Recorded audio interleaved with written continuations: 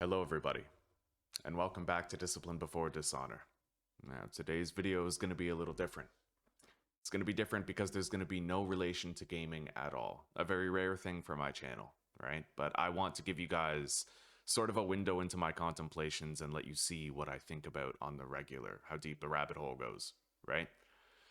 I wrote a script, I prepared something to read just this morning.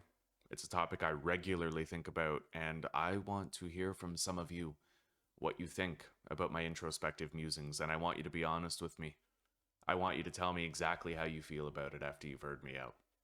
Okay? So I'm going to start reading now. Let's go. An evolving school of thought has taken root in the minds of many throughout society. In being a live streamer, I talk with many people every day. Some days are quieter than others, but many conversations occur, and sometimes recurring topics come up on a semi-regular basis. One of these recurring topics of discussion among my discontented audience of both North Americans and Europeans is the notion of holding corrupt political and corporate entities accountable for the heinous acts that they commit with impunity.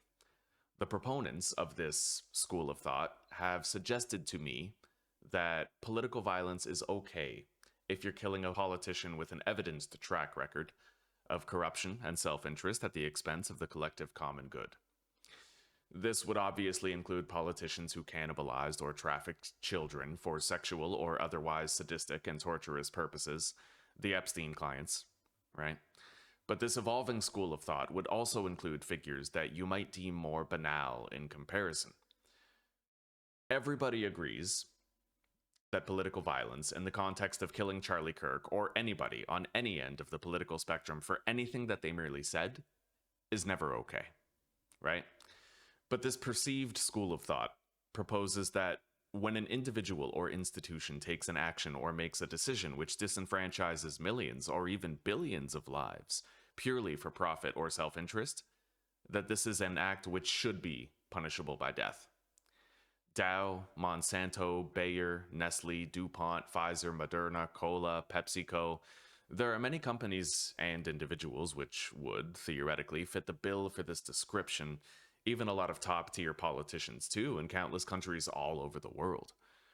The primary question I wish to raise is this. Does this school of thought have merit to you, the viewer?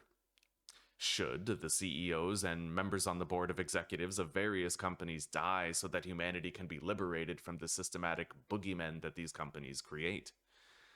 This evolving school of thought would tell you that they are not being murdered, merely killed in the same context that you would put down a rabid dog who recently mauled a child. This distinction matters, because I think we can all agree on a few facts here. Nobody who's innocent would try to sell gender transitioning to the parents of children for a profit. Nor would an innocent person try to sell psychostimulant drugs to the parents of children to force their conformity in school for profit. Nobody who's innocent would aspire to poison children with hyper-palatable and extremely addictive processed foods which worsen their biological and neurological integrity for profit. Nobody who's innocent would knowingly spew endless PFAS chemicals into the environment and lie about the known dangers of it for decades upon decades, etc. This logic, if applicable to any individual, according to this school of thought, would reasonably have to apply to collectives of individuals who run large corporations as well. Now, earlier I said that the distinction matters. They're not being murdered, they're being killed. Like a dog, who, a rabid dog who mauled a child. What did I mean by that? Where am I going with that? Well, some who oppose this school of thought will cite the sinful act of killing as a justification for why it is an intolerable recourse to propose regarding society's growing problems. However, proponents of this school of thought presented a reasonably sound, albeit fundamentally religious, justification for their position, claiming that the difference is made ultimately when you are not innocent. They argue that killing is not a sin or a crime if the party being killed is guilty. When I asked for an explanation or any evidence of this claim, I was told that there are two Hebrew words for the ending of a life. Murder is ratzak, whereas kill is harag. The commandment, technically, is thou shalt not ratsak, not thou shalt not harag. This means the commandment is thou shalt not murder, which would technically leave the door wide open for a debate about self-defense killings and what constituted self-defense. Is it self-defense when you hold a corrupt politician or corporate CEO or board of executives accountable for, disenfranchising or ruining millions of lives? That type of debate, right?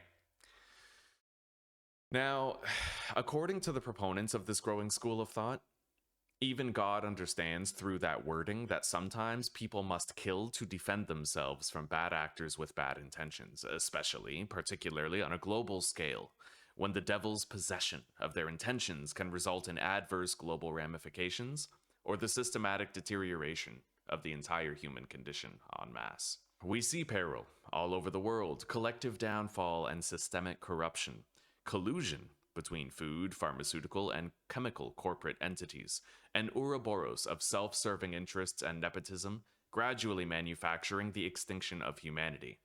Their appetites apparently so vast that they will devour everything to attempt satiation. Even their own morals and values are just salt and pepper on the plate of everything that they are willing to destroy or consume for personal gain. Now, the state of our reality is not what's in question. I believe on that prior assessment I just spoke, we can all agree with its totality, full stop. But what is in question is the validity of this entire school of thought that I was inspired to write this monologue about.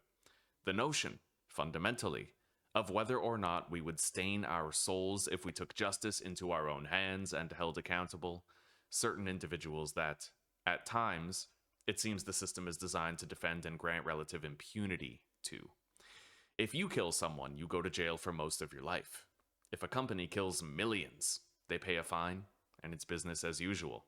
That's if they aren't granted a downright indemnity by the government, downright immunity to all consequences or accountability of any kind. I believe determining the validity of this school of thought is going to require all of us to discuss two very important questions.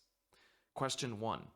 Is it worth incurring the potential staining of your eternal soul for the sake of taking it upon yourself to mercifully execute someone who's become incorrigibly evil?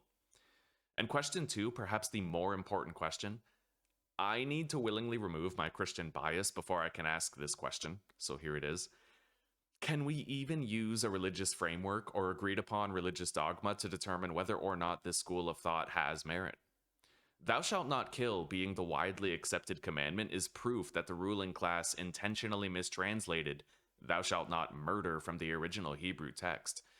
In being robbed of that context, can we even rely on the widely accepted framework of religious morality to ponder this decision?